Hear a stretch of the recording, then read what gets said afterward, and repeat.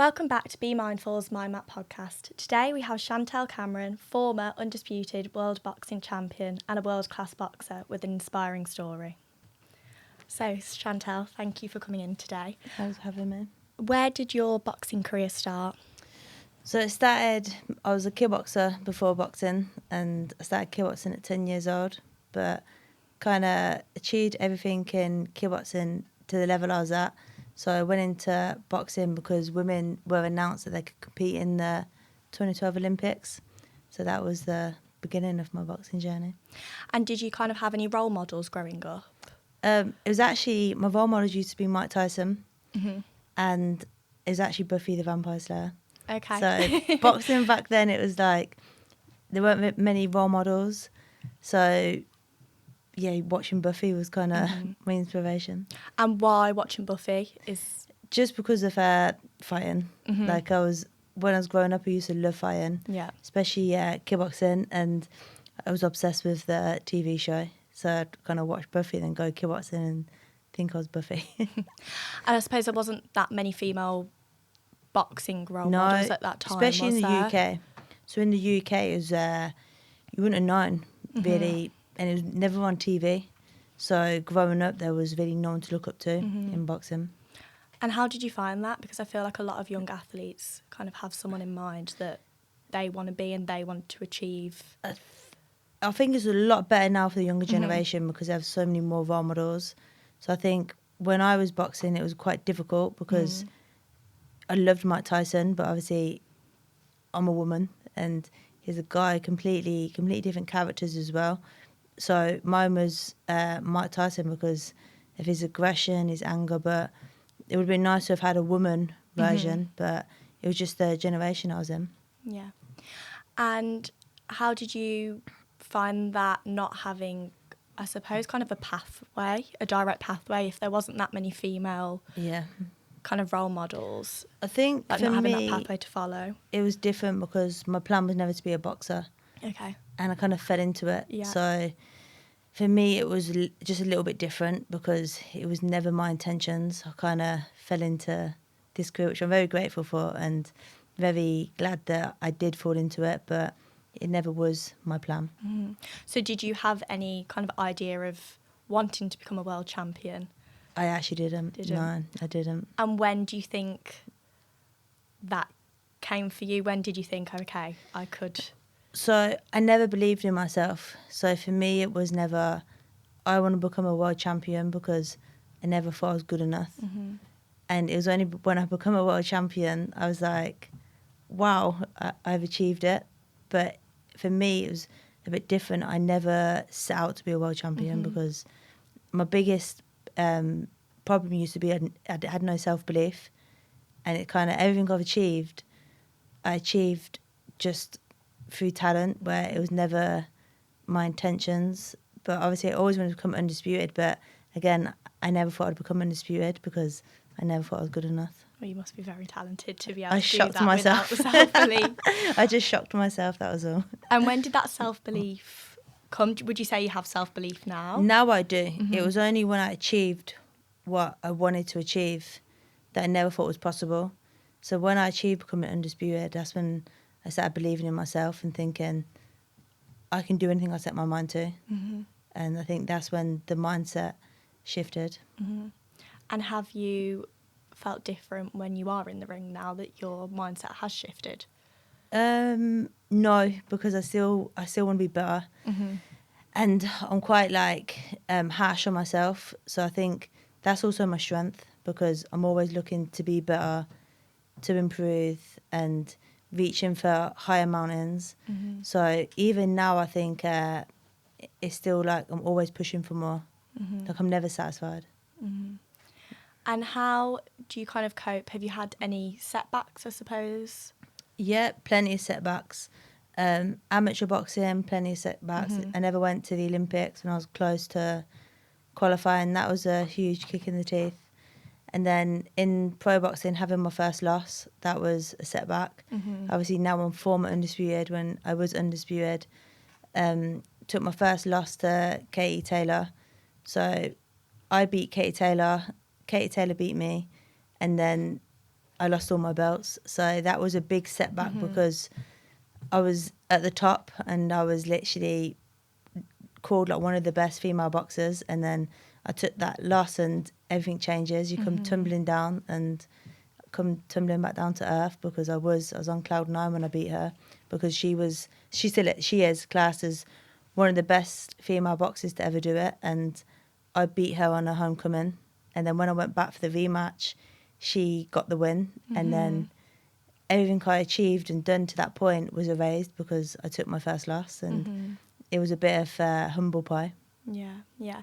And going back to, they both sound really challenging, but going back to the first one with the Olympics, can you tell us a little bit more about what happened with that? So I was set to go to the Olympics. Everyone believed in me that I was going to do it because I was on a roll. I was winning my fights, beating everyone, and the women that won medals at the Olympics, I'd beaten them all.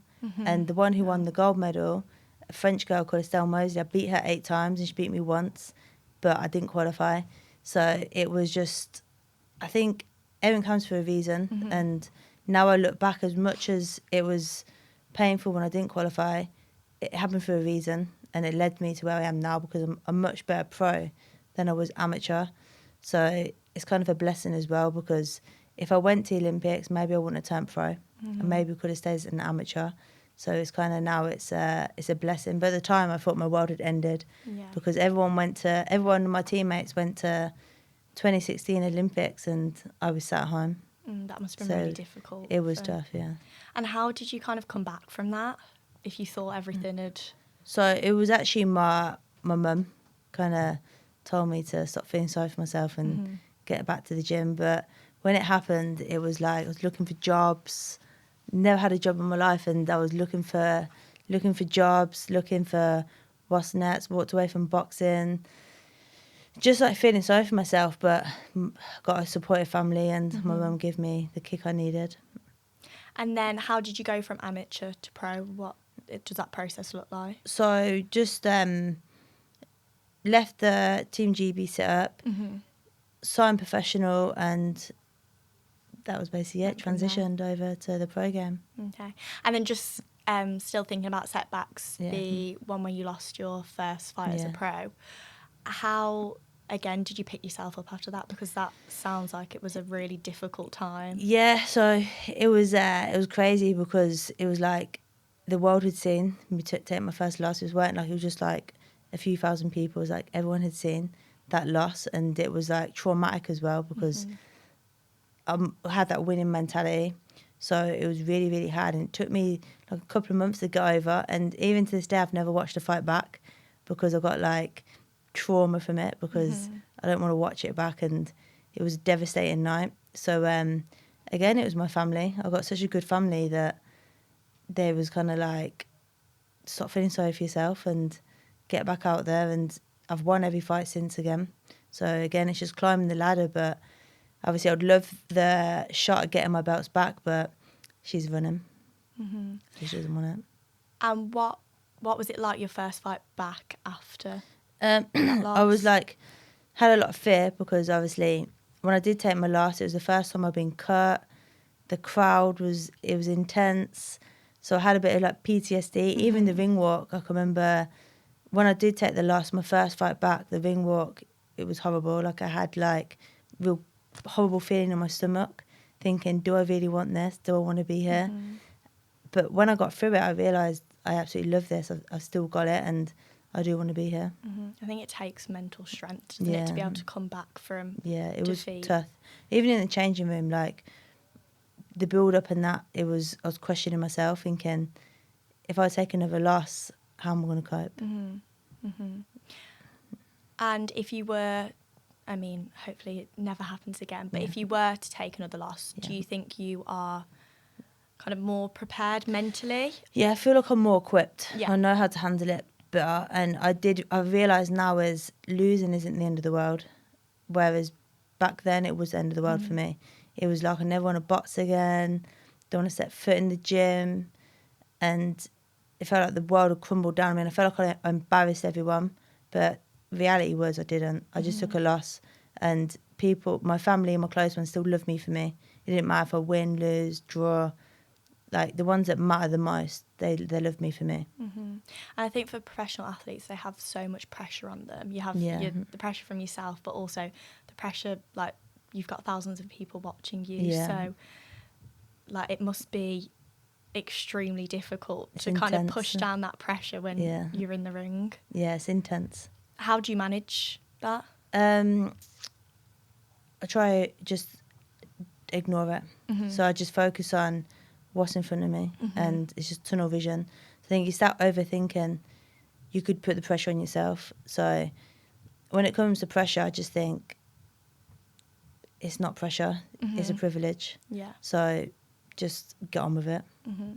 And do you think it's slightly different, because I know boxing is a solo sport, so to be able to do that on your own, and if you make a mistake, it's down to you, whereas if you're in a team setting, do you think there is a difference in kind of mentality to go out and do a professional sport on your own? I think everyone's different. I think personally I wouldn't want to be a team player because I like to do things on my own, and I'm a bit of a lone soldier. So I think it depends on the person, because some people may need a team to compete with, but some people want to be on their own and compete, so that they've got the full control and they've got the full power, if that makes sense. Like, they're in charge. So for me, I like being in an individual sport because you can't like fall on anyone else, get complacent, rely on anyone else. It's down to me. Yeah, so it's kind of having that mindset that it's your responsibility. Yeah, but everyone's different. Some people thrive in a team sport, some people thrive in solo sport. Yeah. It And depends. has it always been solo sports for you? Solo sport. Yeah. Traditionally, I suppose, as well, coming back to what we spoke about at the start, that boxing has been a male-dominated sport. Yeah.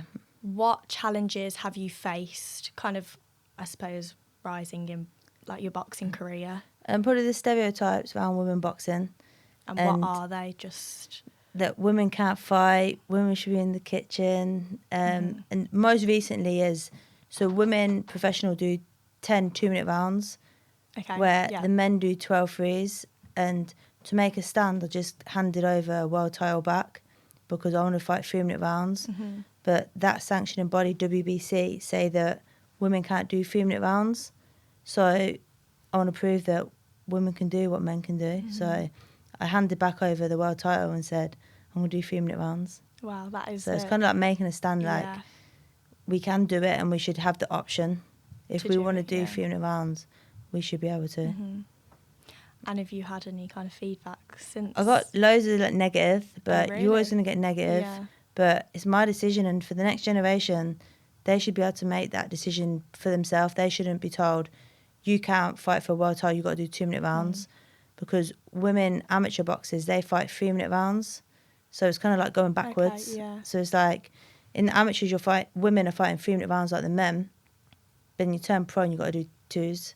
So it kind of doesn't make sense. Yeah, if you've kind of trained doing 3-minute rounds. Yeah, but as an amateur, you're doing longer rounds than it is in the pro. So I think it's like for the next generation, it's kind of, you got to make them stands and sacrifice. So I sacrificed a world title for it. But I'm proud. And what positive feedback? Because I'm sure you got positive feedback. Yeah, it's saying like I'm changing the game, and it's a good role model because it is helping the next generation. And if more women start standing up and doing things like this, then it's going to push women's boxing further forward, and people take it more serious as well, because a lot of people, more probably old school people, like look down a bit on women boxing, thinking it's a bit of a mimic and a bit of a joke, where stands like this is going to be like, no, like, stand strong and like prove that we're here to stay. And I think you've proven that through all the different fights in your career. So what would you kind of say to your teenage self then, if you could look back now and when you made that transition to from kickboxing to boxing, what would you say? Enjoy the ride, because there's going to be lots of ups and downs. Not take things so personal, and especially in the pros, realise that it is a business. So if I could tell myself one thing is, like, don't be so naive and be more alert. And as much as I love fighting, just remember that I'm also in a sport now that is a lot of business. So don't be so naive. And what impact does that have on your fighting, that it's such kind of so I think it's business-driven? like opportunities that arise. Okay. So I think that has an impact on it as well. There's not so much about how good you are, it's also about what opportunities you can get given. And is that in terms of who you can fight and and where and yeah. Okay. And just coming back to mindset, and I know we spoke briefly before, but about kind of like the physical aspect of boxing. How do you think your mindset and the physical aspect are connected? So in terms of the like training and things like that. So I think obviously you have to be fit, you have to be physically prepared, but you also got to be mentally prepared, because you got to put your body through hell. And also the outside world of boxing, you got to be mentally strong for that as well. You got to have thick skin, because you can't please everyone and not everyone's going to like you. So you got to be mentally prepared for that as well, that you're going to get negative people, you're going to get positive people. And also, like, with a loss, you got to learn how to deal with a loss, and you got to be mentally strong on fight week, the press conferences, the media, whatever can be thrown at you. You got to be mentally prepared. There's a lot other than just the fight, isn't there? There's The kind fighting's the easy part. Yeah. The fighting's like the easiest part. It's everything else that comes with it. That's probably the most difficult part, but you got to be mentally strong for that. And how is the physical aspect? What does your kind of week look like in the run up to, weeks or months in the run up to a So fight? just the 12-week fight camp, training 5 days a week, twice a day, boxing, strength and conditioning, running. So it's quite intense. Wow. And that's kind of, so it's 5 days a week for the 12 weeks? Yeah, or some people do 8 weeks camps. It depends what kind of, like, how you want to do it. And will you go somewhere to do those, or are they? Sometimes I like to go abroad for a couple of weeks, or just in Liverpool. Yeah. Wow, that sounds very intense. Yeah, and then if you're not kind of leading up to a fight, what would your week look like then? Because I suppose you've still got... just stay. ticking over really. So 3 times a week boxing, some Pilates, strength and conditioning, just staying active, but not overexerting yourself. Yeah. And I suppose you've got to have a strong mindset to be able to kind of motivate yourself You to do, get up and get to up the and gym go. and every and go, day or every other day. Yeah. Have you ever struggled with that, or has that kind of been something that's come especially easy in to the you? cold weather. Yeah. Like, it's a lot harder, but it's my job. So I just always got to remind myself that we don't all want to go to work every day. So just go up, and as soon as you're at the gym as well, you feel so much better. Yeah. But it's just getting there in the cold weather. Yeah. Where you think I could easily stay in bed. But, like, afterwards you're going to be proud of yourself for going. Yeah. So I always remember that, and that gets me up and out. Just thinking about mindset again, have you ever worked with kind of a sports psychologist or a mentor? Or Not really, no. Okay. So what does your team look like? I know that you're the one boxing, but coach, is it one So coach? I have my coach, my manager, my promoter, my S&C coach, nutritionist.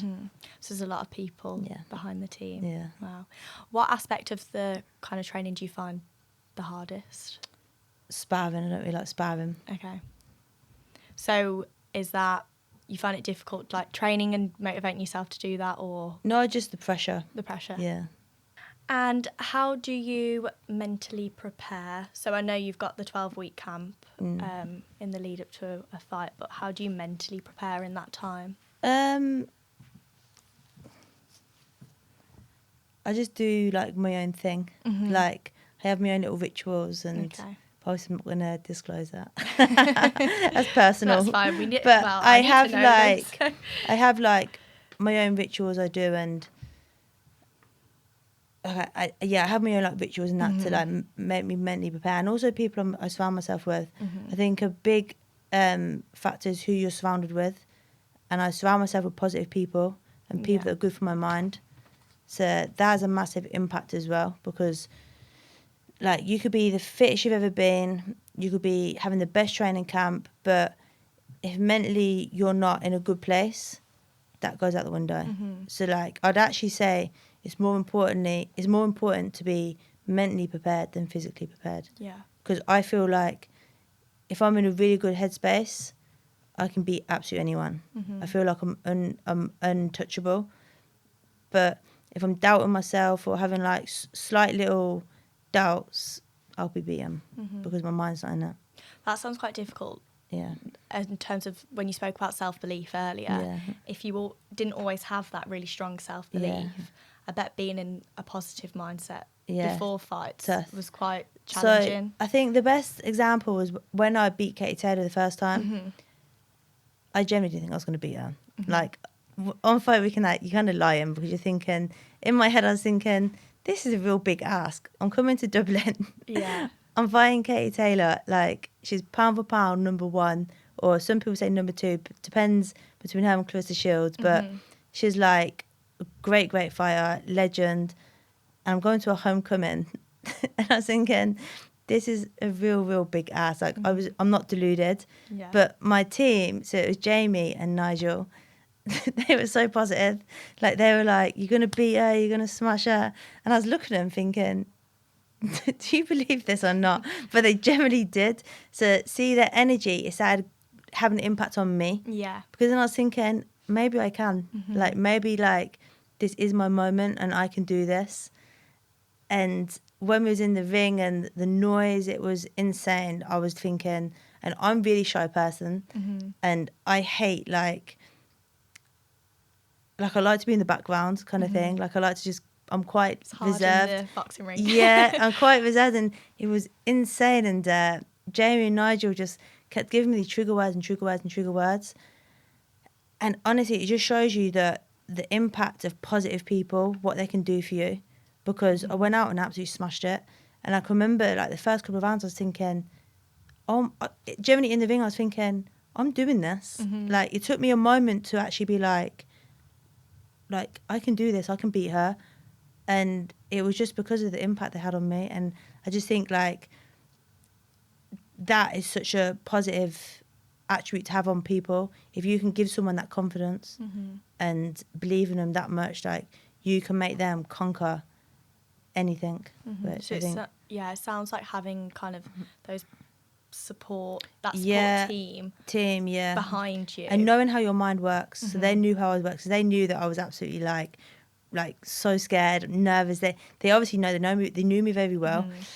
And they just kept on like making me laugh, keeping me relaxed, and they knew that was how I was going to win. But at the time, like, I genuinely didn't believe in myself. But then after, I was thinking, they believed in me that much. That energy shifted onto me. And then I started believing in myself when it mattered the most. So it sounds like the most important thing in that mindset is to have that self-belief. And I think self-belief is so important. If you're kind of doubting yourself, having those people behind you. It's having the people, But self-belief is so important because I used to struggle with it so much. And again, Jamie used to like tell me off kind of thing. He wouldn't tell me off as such, but like he would like be like, why are you not believing in yourself? Start believing in yourself. But I felt like he believed in me in that much. I didn't need to believe in myself because he'd done it enough. But then now I think you do have to believe in yourself. Like, you got to back yourself and you got to believe in yourself. Even if like what you're thinking is crazy to most people. If like you told people and they think you're so deluded, like, so what? You believe in yourself, so go achieve your goals. I think that's what I've learned anyway. I've definitely learned that. Do you think that fight was kind of the change in your mentality? Shifted in me. Yeah, it completely shifted in me. Like, it made me realise that with self-belief, you can conquer anything. And you've got to believe in yourself. And again, the right people around you. Because the atmosphere, everything, I think, if I didn't have them, I wouldn't have took that first one. I probably would have like crumbled under the pressure. It sounds like they are really important. Yeah, they're good. What would you say to a young and upcoming athlete? Maybe if it wasn't even necessarily boxing, just about like success and failure, because I suppose you've spoken about both of those things. I think success and failure is all part of the journey. You're going to have the highs, you're going to have the lows, but it's how you deal with the lows that brings the highs. So again, the right team around you, persevering, and you got to enjoy it. You've got to love what you do. You got to get up every day and love what you do, and that's when you're gonna get the best results. And what traits do you think are important for a professional athlete? Perseverance. Yeah. You have to persevere. Discipline and confidence. I think you got to have some kind of confidence, where I had to learn that along the way. I feel like, do you think you can kind of, I suppose it's, sometimes you can fake confidence. Yeah. I mean, I've definitely done it before in Yeah. completely different situations. But I suppose when you kind of do that, and again, you've got the people behind you that are like, yeah, you should be this confident. Like, You look can at what go you've with it done, then. look what you can Yeah. achieve. Then it's, as you said, it's kind of like, okay, I can believe that I can do this. And Yeah, it definitely. Like, you've got to like fake it till you make it. yeah. And you've made it. And what kind of daily habits would you recommend to help young people feel more confident or mentally strong? Gratitude. I think that's a massive factor. I think doing a gratitude journal, like, don't have to write down, just in your head you can be what you're grateful for, and always setting yourself goals. So it could be small goals, big goals, no matter what, just set yourself goals. And what about if they've kind of set a goal and there's almost been like a knockdown? Like, Keep going. Yeah, keep going. Like, never give up.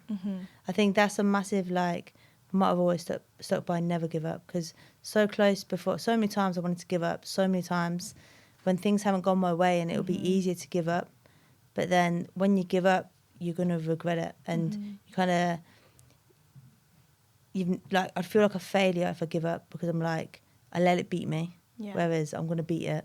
So I think always having that, like, attitude as well. I think you're a great example of that, like thinking back to the Olympics. Imagine if you would have given up then, and like, I wouldn't have got to where I've got to now, and made a career out of it as well. So I suppose it's kind of that setbacks can make you, and they're not necessarily always a negative. Now I look at the time of a setback, you're literally like, why me? Feeling sorry for yourself, down in the dumps. But then 6 months, year later, you see why that happened. So everything has a purpose. And then you look back and think, I'm actually grateful for that. So now, as I sit here, I'm grateful for my loss. And even though since that loss, my career hasn't been up there, it's kind of took a massive tumbling point, I'm still grateful for that loss, because it's made me better. I think it's made me more hungry, respect a lot more now, and I think it's like, it's changed my outlook on a lot of things. So at the time I was heartbroken, devastated, but now I look at it thinking, again, there was a reason I lost, and I'm grateful for it. And if we think about the comeback from the Olympics, then this comeback will be even bigger. It'll be easier. And what has boxing taught you about yourself that you don't think you would have learnt otherwise?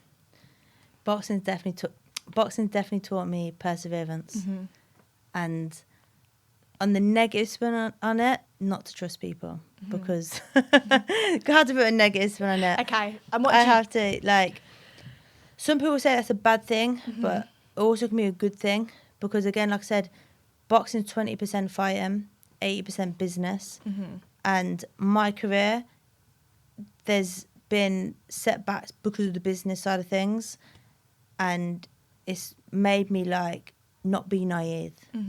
And I'm not a businesswoman, I'm a boxer, but boxing has taught me business. So yeah, I'd say that. I had to put a negative spin on it, but it's the truth. Well, I don't think any sport is always like really positive things. But I suppose it's kind of changed your mindset, in terms of you're more kind of wary of others. And that ultimately, even though that's maybe a negative thing about boxing, has probably also helped you. I think it's in the like ring, protected me as well. It's protected me because, like, you want to trust people, like, you really do. And obviously life would be a lot easier if you trusted people, but sometimes the ones you trust could be the ones that hurt you because you get let down a little bit. So for me, it's just keep everyone at arm's length and boxing is the easy part. And you have to have your wits about you. Well, it seems like it's made you more resilient with Yeah, kind of these much more resilient. setbacks. I've learned like to be resilient. Yeah.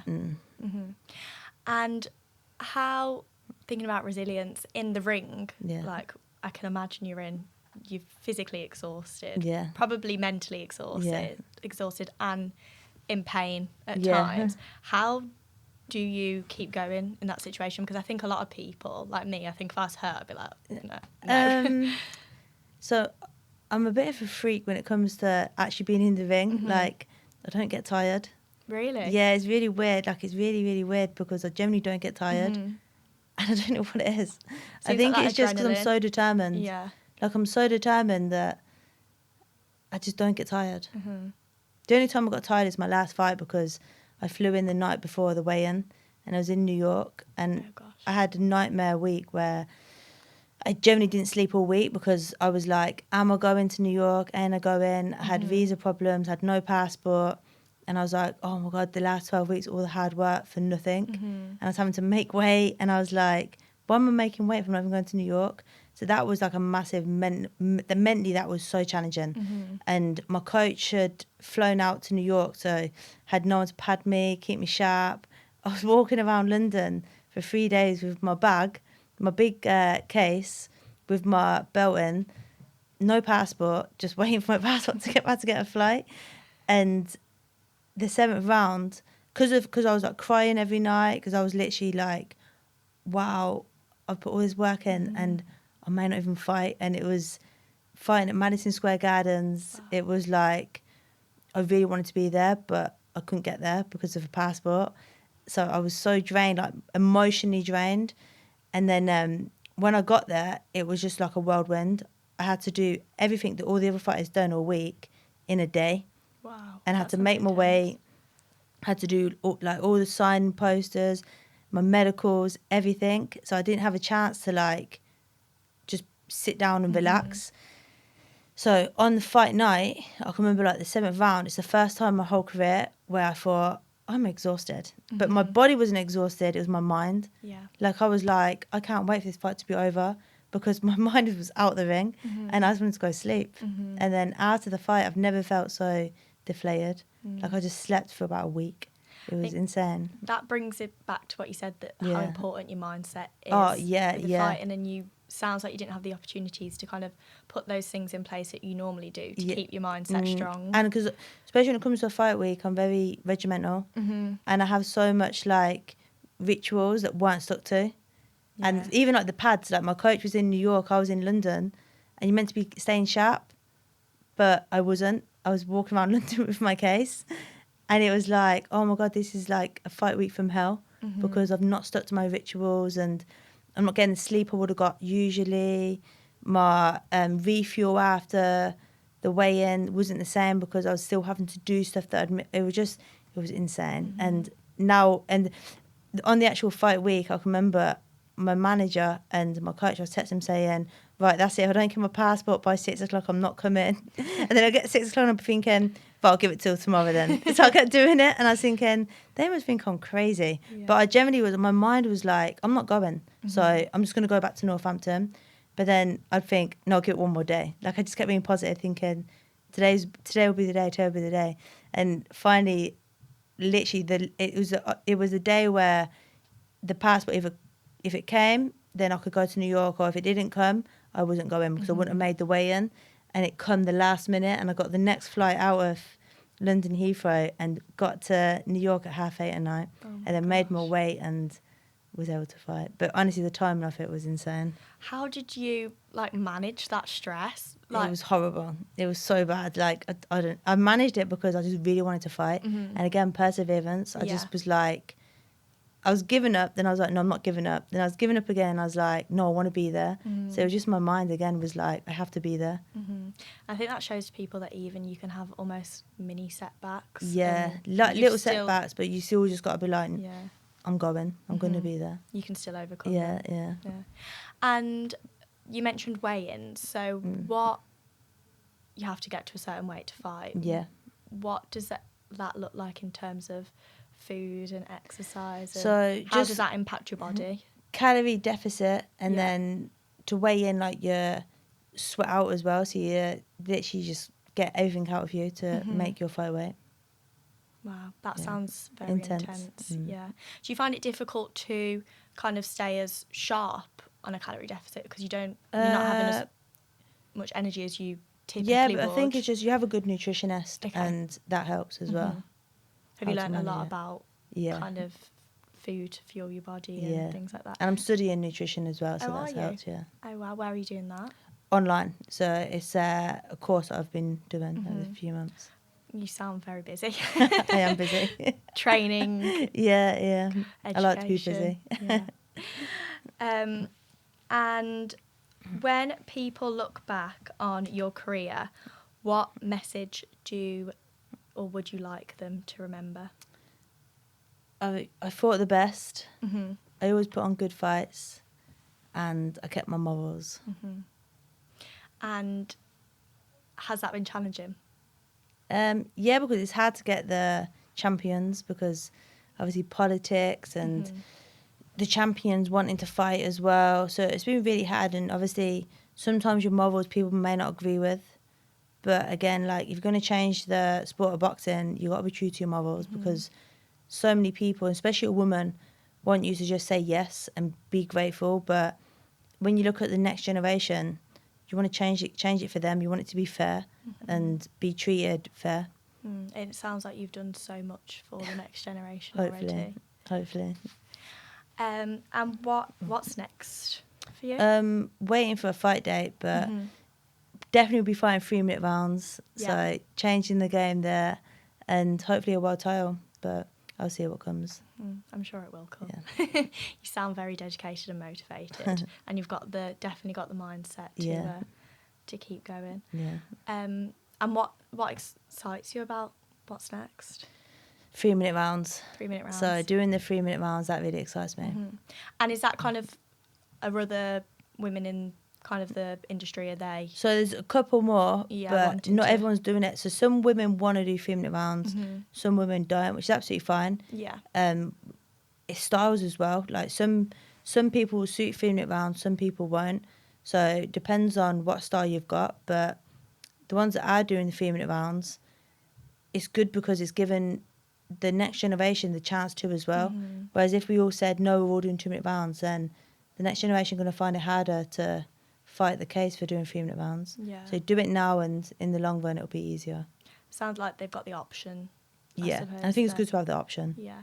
And what, you said people suited to 2 or 3-minute rounds. Yeah. What kind of people would make probably your stamina and like work rate. Yeah. Okay. Well, thank you so much for coming on today. Really inspiring story. Thanks. And good luck for your next fight, whenever it is. Thanks.